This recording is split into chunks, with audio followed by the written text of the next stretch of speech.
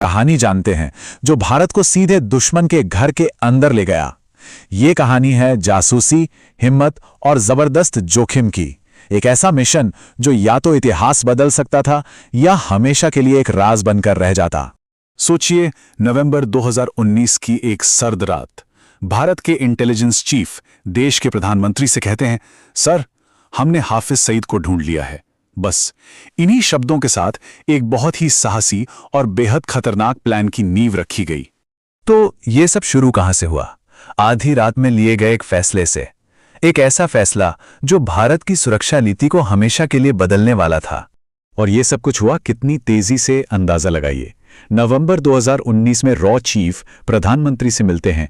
उसी रात एक इमरजेंसी मीटिंग होती है और 26/11 के मास्टरमाइंड को निशाना बनाने के प्लान को हरी झंडी मिल जाती है। मिशन का नाम रखा गया ऑपरेशन अलविदा। ये बताता है कि मामला कितना जरूरी था। तो देखिए, जो लोग ये फैसला ले रहे थे उनका सोचना बिल्कुल साफ था। रॉ चीफ सामंत गोयल ने प्रस्ताव रखा कि सईद को उसी की धरती पर खत्म किया जाए। एनएसए अजीत डोभाल ने इसका समर्थन करते हुए कहा कि सईद को मारने का इससे बेहतर मौका शायद दोबारा नहीं मिलेगा। और आखिर में प्रधानमंत्री ने इस पर अपनी आखिरी मुहर लगा दी, यानी अब सीधी कार्रवाई का वक्त था। लेकिन कहानी का जो सबसे मजेदार हिस्सा है वो अब शुरू होता है। दिल्ली में बना एक प्लान लाहौर में दुश्मन की नाक के नीचे कैसे पूरा किया जाना था, ये काम सुनने में ही लगभग नामुमकिन लग रहा था। असल मुश्किल सिर्फ हाफिज सईद नहीं था, बल्कि उसका ठिकाना था, लाहौर का जौहर टाउन। ये एक ऐसा पॉश इलाका था जो किसी किले से कम नहीं था। 24 घंटे पुलिस की निगरानी, सीसीटीवी कैमरे और हर आने जाने वाले पर नजर। यहां सीधा हमला करने का मतलब था भारत पाकिस्तान के बीच जंग छेड़ देना। तो साफ था, रास्ता अंदर से ही बनाना होगा। ये आप कह सकते हैं एक क्लासिक इंटेलिजेंस चाल थी।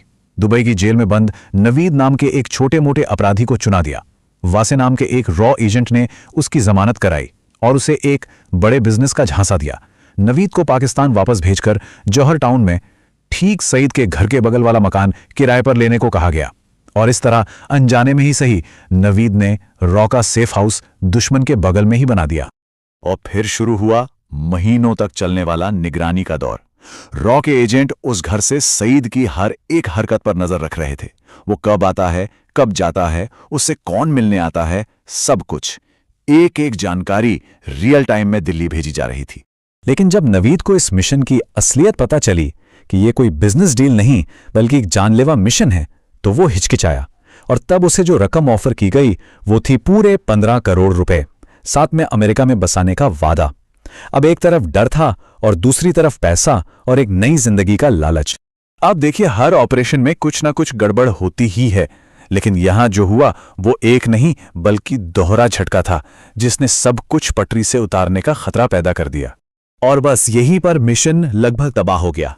एक तरफ 13 मई 2021 को जिसने ये पूरा जाल बुना था, हैंडलर वासे, उसकी दिल्ली में कोविड से मौत हो गई। और दूसरी तरफ उससे भी बड़ा झटका ये लगा कि जिस पर सबसे ज्यादा भरोसा था, नवीद, वो निकला डबल एजेंट। वो शुरू से ही सारी जानकारी पाकिस्तान की ISI को दे रहा था। अब सोचिए, सेफ हाउस का पर्दाफाश हो चुका था, दुश्मन अलर्ट पर था और टीम से संपर्क टूट चुका था। तो अब सवाल यह था, क्या किया जाए? क्या महीनों की मेहनत पर पानी फेरकर मिशन को यहीं रोक दिया जाए? लेकिन फैसला कुछ और ही हुआ। एक और हाई लेवल मीटिंग हुई और हुक्म आया कि ऑपरेशन जारी रहेगा। तर्क ये था कि पीछे हटना कमजोरी की निशानी होगी, भले ही दुश्मन अब सतर्क हो चुका था। तो अब चलते हैं इस ऑपरेशन के सबसे विस्फोटक हिस्से की तरफ। देखते हैं कि ऑपरेशन अलविदा अपने अंजाम तक कैसे पहुंचा। अब जो प्लान था वो बिल्कुल सीधा और खतरनाक था। एक काली टोयोटा कोरोला कार, उसमें 300 किलो RDX, और उसे चलाने के लिए एक अफगान नागरिक जिसे ये पता था कि ये उसकी जिंदगी का आखिरी सफर है। और फिर जून 2021 में जो हुआ वो बहुत तेजी से हुआ। विस्फोटकों से लदी कार सईद के घर की तरफ बढ़ी। पुलिस ने उसे रोकने की कोशिश की, लेकिन ड्राइवर ने कार सीधे बैरिकेड में घुसा दी। और फिर एक जोरदार धमाका हुआ जिसकी गूंज पूरे लाहौर शहर में सुनाई दी। तो इस धमाके का नतीजा क्या निकला? देखिए, सईद के घर का अगला हिस्सा, गेट, सब 100% तबाह हो गया। लेकिन जो मुख्य टारगेट था, हाफिज सईद, उसे खरोंच तक नहीं आई, वो बच गया। तो सवाल उठता है कि अगर टारगेट ही बच गया तो इतने बड़े, इतने खतरनाक ऑपरेशन का फायदा क्या हुआ? क्या यह मिशन अधूरा रह गया? भले ही उसे जिस्मानी तौर पर कोई चोट नहीं आई, लेकिन मनोवैज्ञानिक असर बहुत गहरा था। कहते हैं धमाके के वक्त वो डर के मारे अपने सोफे के नीचे छिप गया था। पहली बार उसे एहसास हुआ कि वो अब महफूज नहीं है, खतरा अब उसके दरवाजे तक आ पहुंचा था। असल में इस धमाके की असली कामयाबी इसकी आवाज नहीं बल्कि इसका पैगाम था। इस ऑपरेशन ने पाकिस्तान में बैठे आतंकवादियों के लिए सुरक्षा के सारे मायने बदल दिए। संदेश साफ था, अब कोई भी कहीं भी सुरक्षित नहीं है। और ये संदेश साफ था कि ये नया भारत है जो अब सिर्फ चेतावनी नहीं देता बल्कि दुश्मन के घर में घुसकर हमला करने की ताकत और इच्छा शक्ति दोनों रखता है। यानी अब सरहदें आतंकवादियों के लिए सुरक्षा की गारंटी नहीं रहीं। तो आखिर में सवाल यही है, क्या ऑपरेशन अलविदा एक ताकतवर चेतावनी थी या फिर टारगेट के बच जाने की वजह से ये एक अधूरी जीत थी? इसका जवाब शायद वक्त ही बताएगा।